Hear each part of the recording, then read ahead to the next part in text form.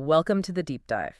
When you look at the stack of sources we've pulled for December 9, 2025, it really tells a very specific story. Mm, This was a day where the pressure points around the globe weren't just about new conflicts starting. It was about old negotiated deals starting to fall apart. a stress test. Yeah, we're watching a global stress test unfold. We're looking at where these, recently brokered peace agreements are showing some really severe strain. And at the same time, where the balance of institutional power, from the U.S. Supreme Court all the way to the UN, is being actively challenged. And challenged by these ambitious executive actions. Yeah. It's a day of friction. That's really the word for it. It is. And it's playing out on the front lines and in the highest courts of law almost in parallel. That's the core synthesis of the material, really. Yeah. We saw a clear pattern, and it suggests a kind of dual crisis. On the geopolitical stage, the focus has completely shifted. It's moved from making peace to frantically trying to contain the fallout of failed or maybe just rushed agreements. Whether that's in Eastern Europe, Central Africa, Southeast Asia, it's all over. Exactly. But what's just as important, and this is the parallel movement, is what's happening domestically and internationally. It's this powerful, I'd say vigorous pushback against established regulatory norms, international norms. Right. We see it with governments challenging the legal inviolability of UN buildings. And political leaders testing the absolute limits of things like executive clemency and who controls regulatory agencies. So our mission today is to connect these friction points because they might seem disparate, but they're not. We want to give you the context and the deep implications of this global moment of institutional stress. Okay, let's unpack this. We have to start where the world's attention is so often focused, which is the volatile state of global conflict, especially where these fragile truces are now cracking under pressure. We begin, of course, in Eastern Europe. The conflict between Ukraine and Russia has been a defining feature of the global landscape for years. Absolutely. It escalated so dramatically with the full-scale invasion in February 2022. But it was built on a foundation, really, from Russia's actions back in 2014. Seizing Crimea, sponsoring the separatists in Donbas. Exactly. And Kyiv has relied almost entirely on Western support. But now, with the front lines kind of stabilized, the whole discussion seems to be shifting. It's moving away from battlefield gains and more toward political concessions that are being demanded by partners. And what's fascinating here is the sheer political maneuver that President Zelensky is having to perform on December 9th. He's navigating this intense, often contradictory pressure. From all sides. From all sides. On one hand, he's responding directly to pressure from Washington, specifically from the Trump administration. They've been pushing and pushing hard for a faster, more concessionary end to the war. Which could potentially involve Kyiv just ceding some territory to Russia. Right. And so in response to that, Zelensky confirmed he's sending a revised, streamlined peace proposal to Washington. It's 20 points. And the fact that it's streamlined is key, isn't it? The sources say it was cut down from 28 points. It was. And they specifically removed what Kyiv called obvious anti-Ukrainian elements. This wasn't just an edit for brevity. This was a political statement. That's exactly it. The elements they likely removed weren't just, filler. They were concessions that the U.S. State Department or other intermediaries might have been floating.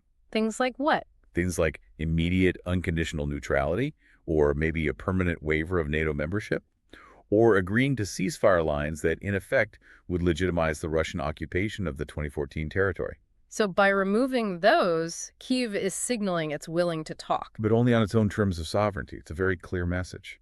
But the real nuance, and frankly the brilliance of the strategy, is the public messaging he delivered at the same time.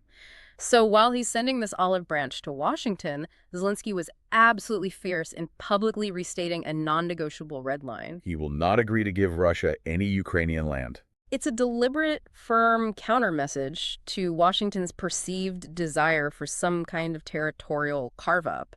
And he didn't just rely on rhetoric, you're right. Yeah. The sources note he spent the day actively rallying support from across Europe. He had crucial meetings with the Italian Prime Minister Right. and was engaging with leaders from France, Germany, the UK, and even Pope Leo XIV.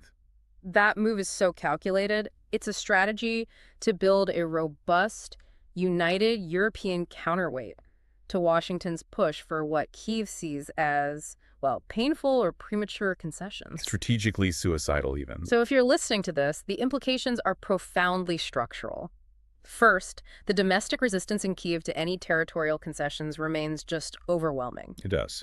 The opinion polls consistently show that any peace deal involving giving up land to Russia, even if the U.S. brokers it, will face a massive internal political backlash. The president probably couldn't govern after I that. don't think he could. Second, this day really underscores a sharp, growing transatlantic split. Washington, under the current administration, is prioritizing a quick deal. It wants to end the expenditure, the military commitment, so territorial trade-offs are on the table. But Europe sees it differently. Key European leaders are urging extreme caution.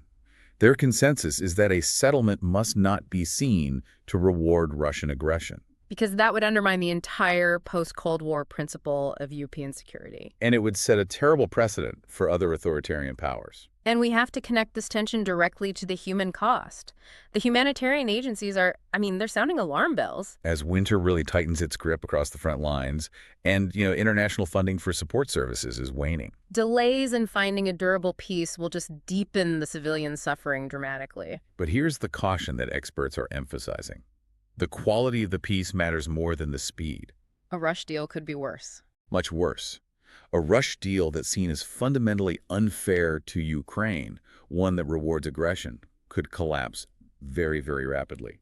And that could lead to renewed fighting down the line that's even more brutal and devastating than the current attrition warfare. That fragile political foundation just wouldn't hold. Here's where it gets really interesting. Ukraine isn't the only place where these quick, politically driven peace deals are proving to be unsustainable. No, not at all. We're seeing rapid deterioration in regions where the previous U.S. administration claimed to have successfully ended wars or brokered stability. Yeah, we specifically need to look at the Democratic Republic of Congo, the DRC, and the Thailand-Cambodia border. Both had U.S. brokered truces signed earlier in 2025. They did. And they were intended to quiet these long-running conflicts and, provide some diplomatic wins. And now both are flaring up again. And demonstrating the superficiality of those deals. So starting with the DRC, the truce failure there is just stark. The conflict between government forces and rebel groups, especially the Rwanda-backed M23 movement, it's been going on for decades. Now it's back with this alarming intensity. And the Congolese president, Felix Tshisekedi, publicly stated that Rwanda had violated the U.S. brokered deal just days after the signing. Days. That lack of commitment suggests the deal was, from the start, purely political theater. And the M23 group is just capitalizing on this weakness. They're making significant territorial gains as part of their 2025 Uvira offensive. They are. The sources confirm M23 forces captured the strategic town of Sange in South Kivu. And Sange is crucial, isn't it? It controls key access roads, trade routes. Absolutely. And these advances were accompanied by deadly attacks near the Burundian border, which tragically killed dozens of civilians.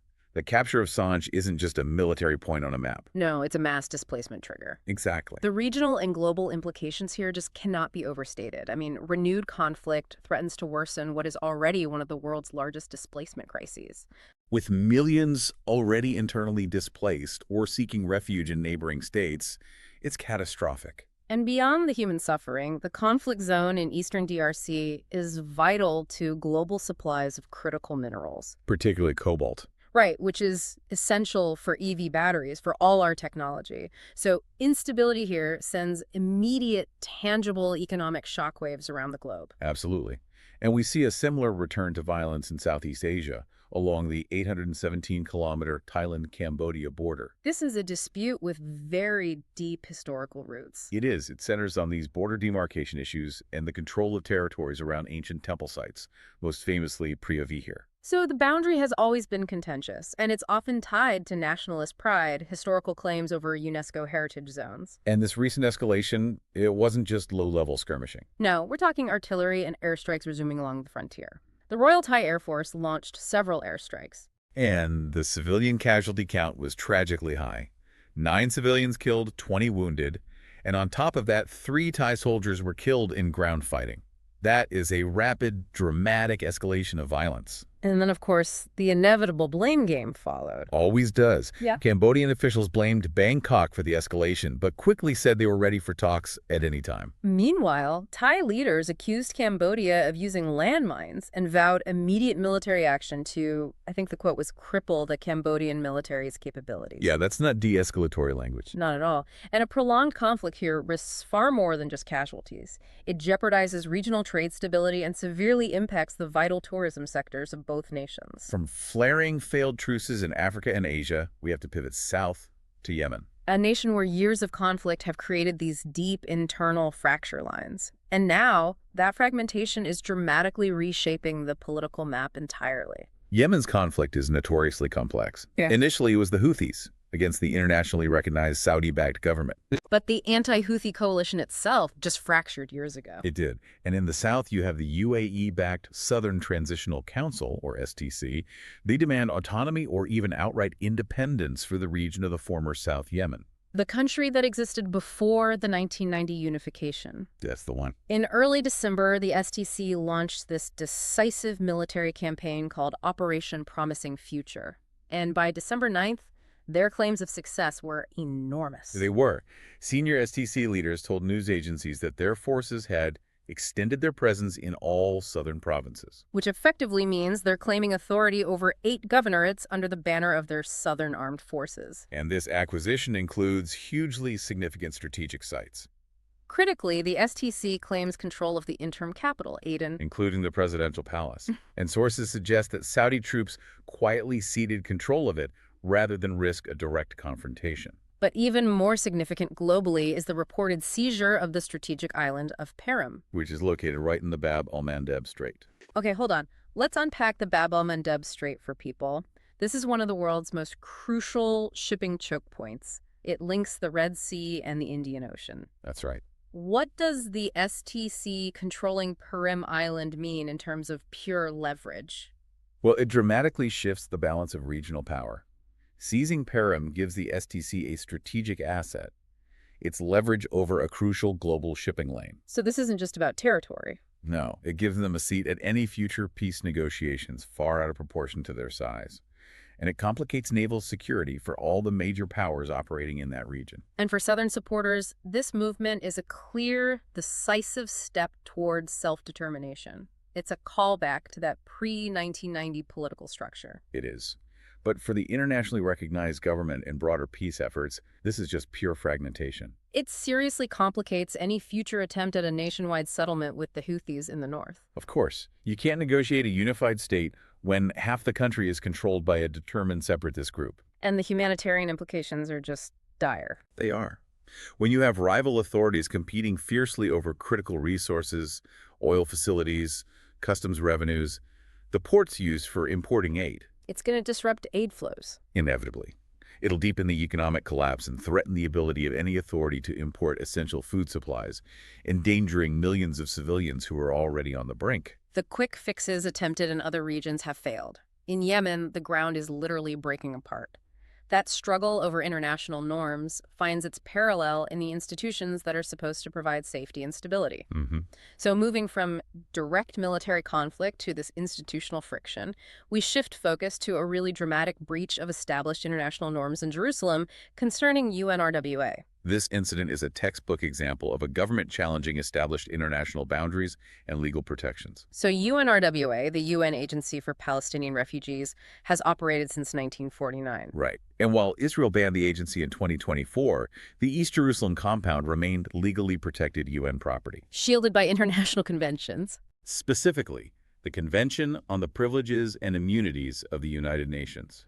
It protects it from search or seizure. Its legal status as UN premises is considered inviolable. Despite this universally recognized protection, on December 8th, Israeli police and municipal officials forcibly entered the UNRWA compound. Yeah, and the actions described in the source material were aggressive. They raised an Israeli flag over the property, seized communications equipment. They cut communication lines. They did. So what was the justification offered by the Israeli authorities? It was immediately contentious. It was. They framed the raid as a routine municipal tax collection effort Tax collection. over millions in alleged unpaid property taxes. Yeah. And they argued that once UNRWA was banned from the country, the building lost its special protected status. But the UN and UNRWA completely rejected that legal premise. Completely. The Commissioner General condemned the act, stating unequivocally that the site is and remains United Nations premises. And it's inviolable under international law, regardless of the agency's domestic status. Right. The UN itself issued a formal statement calling the unauthorized entry a clear and serious breach of its privileges and immunities. This raises a profound question about the hierarchy of laws, doesn't it? National sovereignty versus international law. It does, and the diplomatic fallout was intense. The Arab League, Jordan, several key European governments all denounced the move. And they saw it not as a tax issue, but as part of a broader, sustained campaign. A campaign aimed at dismantling UNRWA entirely and undermining the fundamental rights and status of Palestinian refugees. And crucially, this specific action feeds into broader political fears. International observers are worried that occupation lines are actively hardening. Amid the ongoing conflict, some Israeli military leaders have described a desire to establish a yellow line inside Gaza. A kind of de facto internal security zone or buffer. Right. So by challenging UN inviolability in Jerusalem, the government appears to be signaling a willingness to push the limits of established norms, both internally and externally, despite any formal diplomatic assurances. From these diplomatic and legal breaches of UN inviolability, we have to turn now to systemic violations of international law in Sudan. And specifically involving horrific atrocities that have been confirmed by the World Health Organization. The war between the Sudanese armed forces and the paramilitary rapid support forces, the RSF. It reignited in April 2023 and has just devolved into this devastating humanitarian crisis. It has. Both sides stand accused of grave abuses, and the systematic targeting of healthcare facilities has sadly become a tragic and defining pattern of this conflict. The confirmed casualty data released by the WHO regarding these drone strikes in Kalogi, South Kordofan State, it's truly horrific and requires a moment. It does. A total of 114 people were killed. And shockingly, 63 of those victims were children. These were in attacks that began on December 4th. And the sequence of attacks described in the sources is what makes this so clearly systematic and, potentially criminal. Absolutely. The initial strike hit a kindergarten. The kindergarten. Then a second strike targeted the paramedics who were trying to evacuate the survivors. So a double tap strike. And then a final third strike hit a rural hospital where the wounded were being taken. This pattern points to a deliberate campaign to deny care and maximize civilian terror. The WHO Director General rightly called the attack senseless. And while the Sudanese government immediately blamed the RSF, who, predictably, denied deliberately targeting civilians, the humanitarian agencies see this differently. They view it as part of a catastrophic, systematic erosion of the entire health system. And the repeated targeting of rescue workers and hospitals strongly suggests these acts could amount to clear war crimes under international jurisdiction. The scrutiny is mounting not just on the combatants, but on the external actors, right? Yes. There's an increasing focus on the foreign entities and nations that are supplying the drones and ammunition that enable this type of precise, targeted warfare against civilian infrastructure. And this conflict also has significant economic risks that ripple outwards into the global energy market. That's right.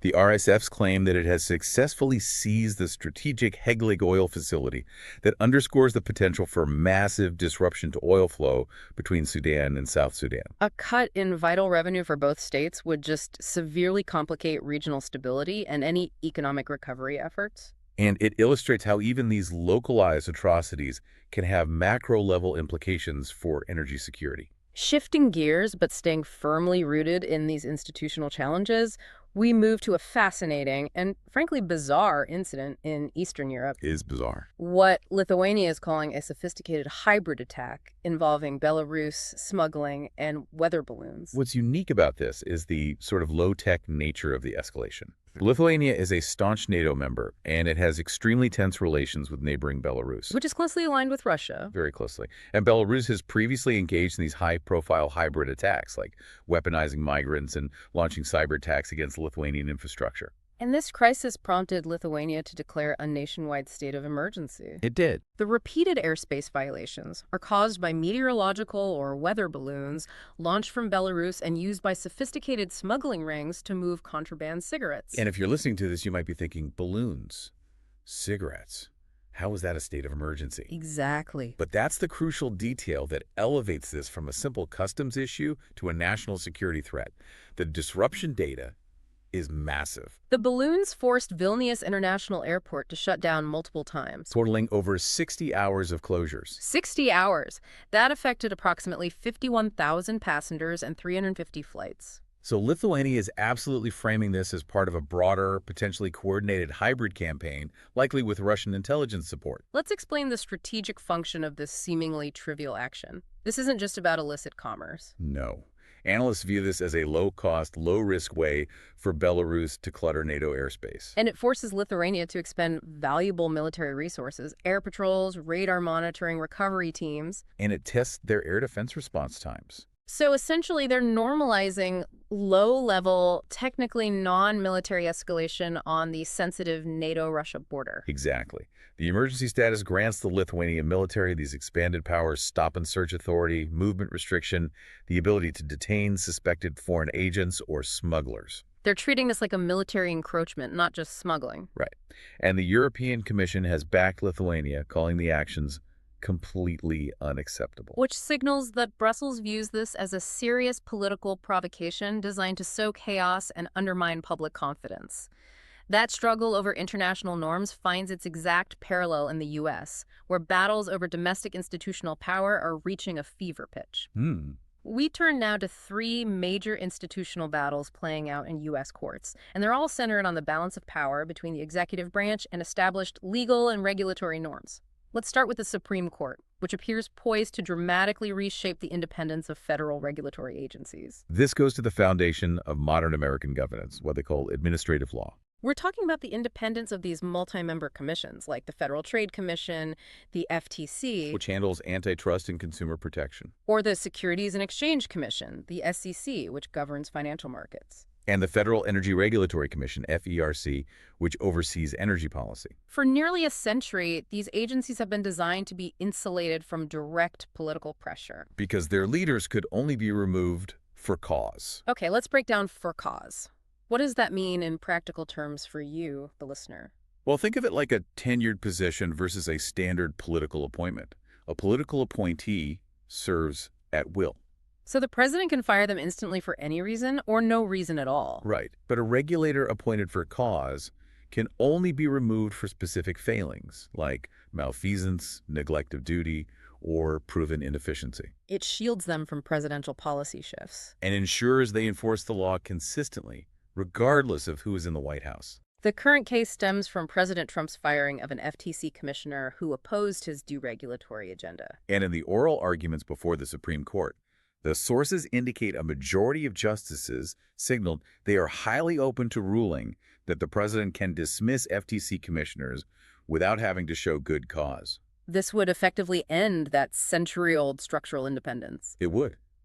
The conservative justices question why these unelected, powerful commissioners should be shielded from the constitutional control of the president. Who is, after all, accountable to the voters. That's the core constitutional argument, that the president must control the entire executive branch to carry out the will of the people. But if the Supreme Court rules in Trump's favor, the implications are vast and, you could argue, destabilizing. They are.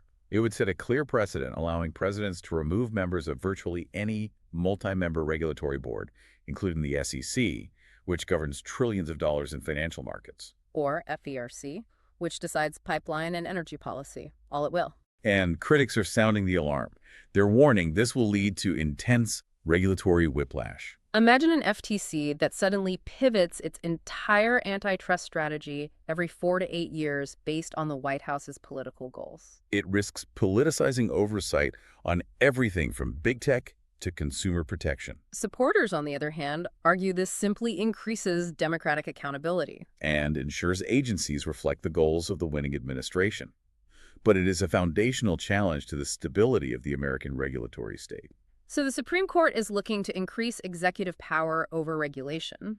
But conversely, a federal judge in Massachusetts has just demonstrated the judiciary's essential role in curbing executive overreach when it lacks reasoned evidence. This is a major counterexample to the previous point, and it's a significant victory for renewable energy. This relates to President Trump's executive order, signed earlier in his administration. The one that halted most leasing and permitting for wind energy on federal lands and waters, both offshore and onshore. Right. The stated concerns were about alleged environmental impacts on whales and the destruction of viewsheds. And it froze massive projects like the Empire Wind development. A coalition of states, industry groups, and environmentalists sued, and they argued that this sweeping reversal of policy lacked any serious scientific justification. And federal Judge Patty Saris agreed. She struck down the moratorium and found the order arbitrary and capricious. The judge's reasoning here is critical. It ties back to the legal mechanism known as the Administrative Procedure Act, or APA. Okay. The court found that federal agencies could not simply cite the president's order as the justification to halt permits.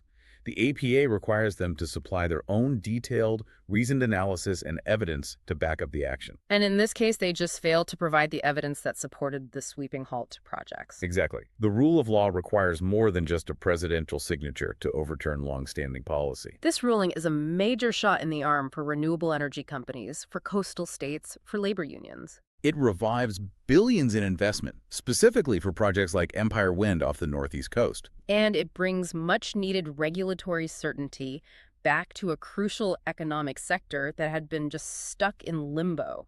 And it reinforces this idea that courts are highly skeptical of executive actions that are broad in scope, but, thin on detailed, reasoned agency support. Now, let's look at a fascinating conflict over federal primacy involving the Florida governor and the Council on American Islamic Relations, or KR. This is a direct test of whether a state can dictate national security policy. Florida Governor Ron DeSantis issued an executive order designating both KR and the Muslim Brotherhood as foreign terrorist organizations under state law. And the central point of contention is this.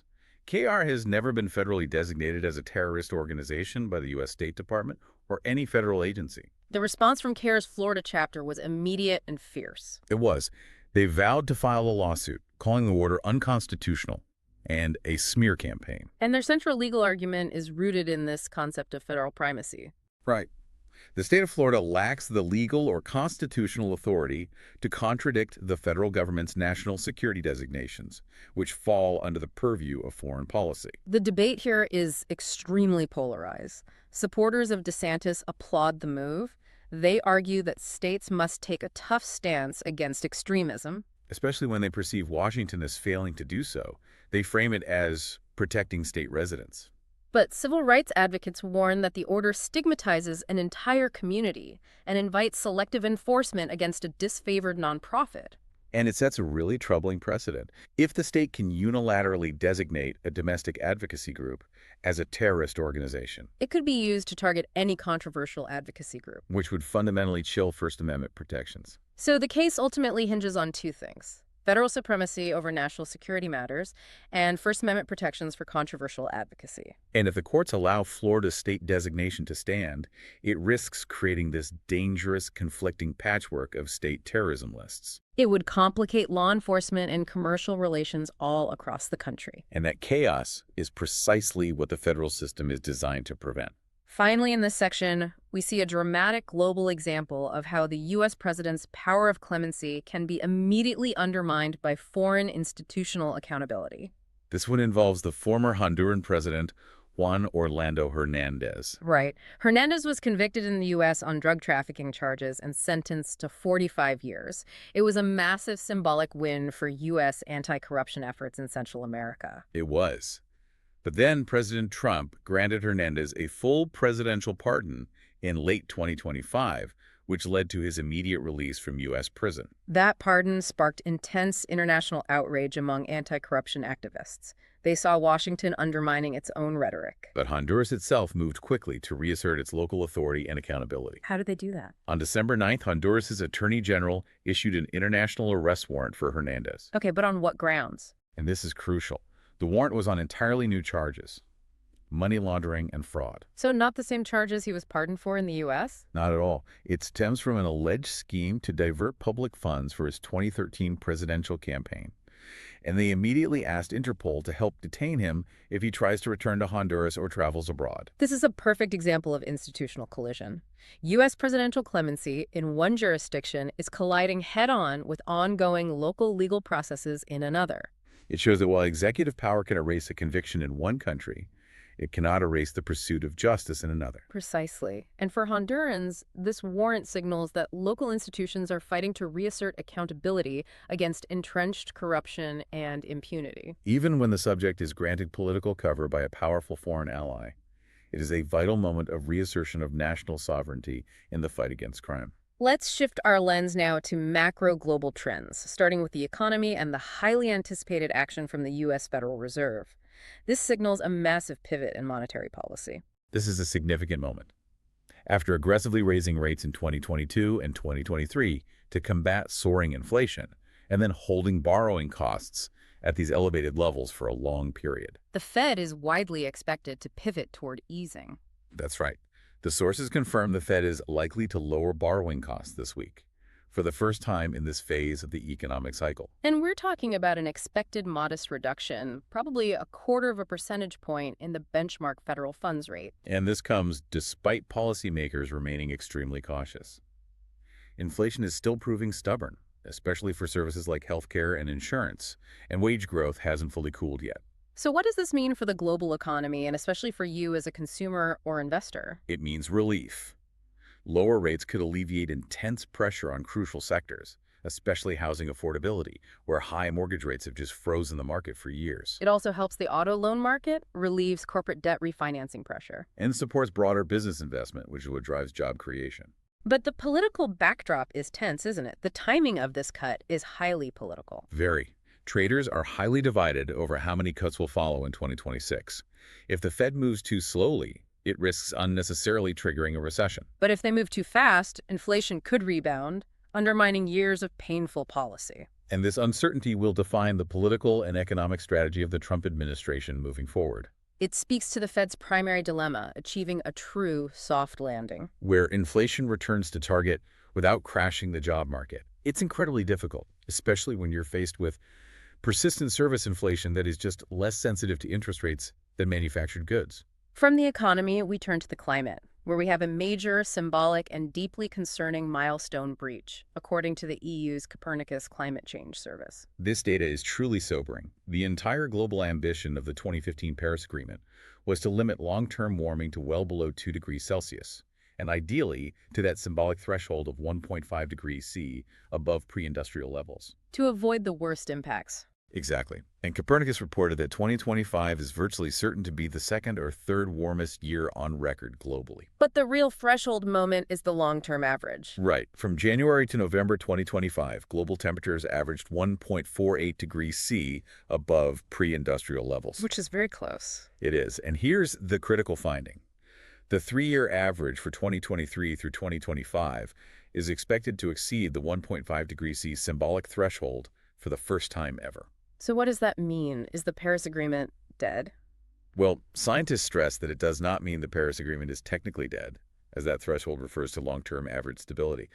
But this three-year breach signals something crucial. Which is? That climate impacts like accelerating heat waves, devastating floods, widespread wildfires are arriving and outpacing our adaptation efforts faster than anticipated. Particularly in vulnerable nations that just lack the resources to cope. Exactly. And the political fallout is significant. This data lands right after a disappointing COP30 climate summit, where countries failed to agree on stronger, binding emissions cuts. So it ramps up intense pressure to phase out fossil fuels. It does, even as we simultaneously see evidence of climate fatigue in richer nations, with some key European states actually slowing their green agendas due to economic and domestic political pressures. And the consequence of that fatigue is that poorer nations will inevitably shoulder the worst and fastest consequences of a warming world. Now let's transition to political shifts in Central Europe, where populist politics is seeing a major comeback with the return of billionaire Andrej Babis as prime minister in the Czech Republic. Andrej Babis, founder of the populist ANO movement, is back. Following his party emerging as the largest in recent elections, the Czech president Petr Pavel formally appointed him prime minister on December 9th. Babis previously held the office, but was plagued by controversy. And his new government reflects a significant rightward and potentially anti-EU tilt. He formed a coalition with the far-right Freedom and Direct Democracy Party, the SPD. And the smaller Motorists for Themselves party. Securing a comfortable majority. And this immediately aligns Prague much more closely with established Central European populists, notably Hungary's Viktor Orban.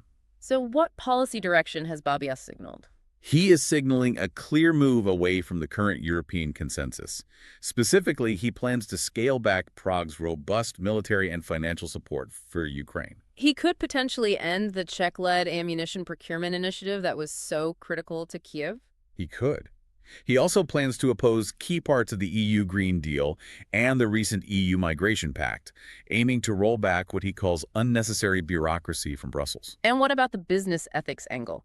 Bobby has faced constant scrutiny over conflicts of interest involving his massive conglomerate, Agrifert. And the EU subsidies it receives. Right. He attempted to address this. Bobbiso pledged to move Agrifert into an independent trust to alleviate those conflict of interest concerns. But critics immediately raise concerns about the true independence and oversight of these trust arrangements. And on top of that, he still faces a long-running fraud case over alleged misuse of EU subsidies that predates his last term.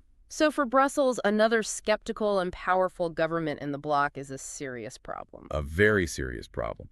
It complicates consensus on everything from sanctions to shared climate legislation. Okay, we wrap up this deep dive with a series of scattered but important accountability and safety updates from around the globe. These demonstrate how institutions are attempting to grapple with past and present failures, often with mixed results. Starting with war crimes justice. The International Criminal Court sentenced the former Janjaweed leader Ali Kushaid to 20 years in prison for atrocities committed during the Darfur conflict. Human rights advocates hailed this as a significant ruling for victims who have waited decades. But critics rightly note that the justice is far too delayed, and many architects of that conflict remain free. In aviation, a Beijing court ordered Malaysia Airlines to pay 2.9 million Chinese yuan, Which is about 410,000 US dollars. right, to the families of 8 missing Chinese passengers from the still unresolved MH370 disappearance. This offers, partial financial relief and a degree of closure on legal responsibility,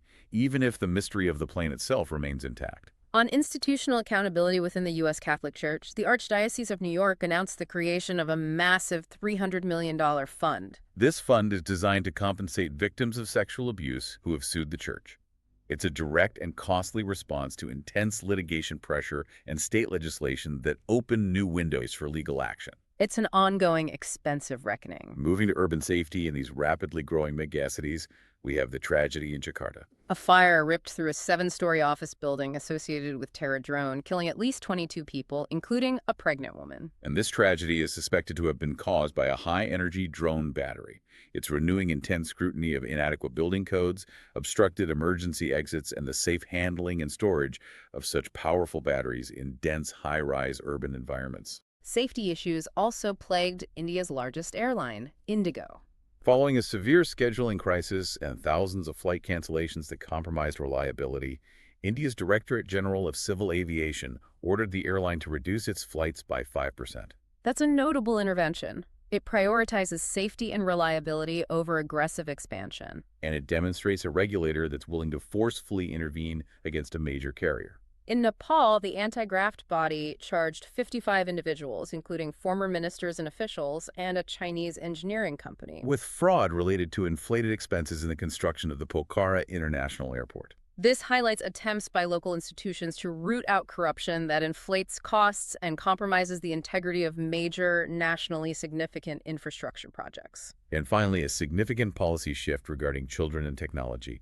Australia's Online Safety Amendment took effect. It effectively bans children under 16 from using social media services by requiring platforms to implement strict age verification technologies. And this move, intended to protect child safety in the digital age, has immediately sparked a heated debate over privacy risks and civil liberties.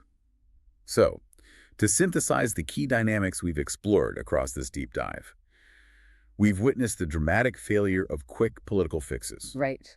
Be it the Trump-brokered truces in Congo and Cambodia, or the attempted presidential override of long-established regulatory independence in that Supreme Court case. At the same time, we've seen the slow, grinding work of institutional accountability attempting to push back. Exactly. The ICC sentencing in Darfur, courts challenging executive orders under the APA, and local institutions in Honduras reasserting themselves. So, what does this all mean for you? The central tension of the day is this fierce power struggle between established national and international norms on one side. And executive or state ambition on the other. We saw a U.S. president's pardon immediately undermined by a foreign arrest warrant from a local attorney general. We saw a state attempting to override federal terrorism designations in Florida. And we saw an Israeli government challenging the foundational inviolability of UN premises in Jerusalem. These are all instances where political will is trying to bend the foundational structures of law. So, when national sovereignty and executive power increasingly collide with established federal and international law, where does the ultimate authority for accountability truly reside? Is it in the power of the pardon, the authority of the state, or the slow, demanding insistence of legal institutions? That's the profound question this day leaves hanging in the air for us to mull over. A profound thought to end on, reminding us that knowledge is always a work in progress. Thank you for joining us for the deep dive. We'll be back soon with another stack of sources to unpack for you.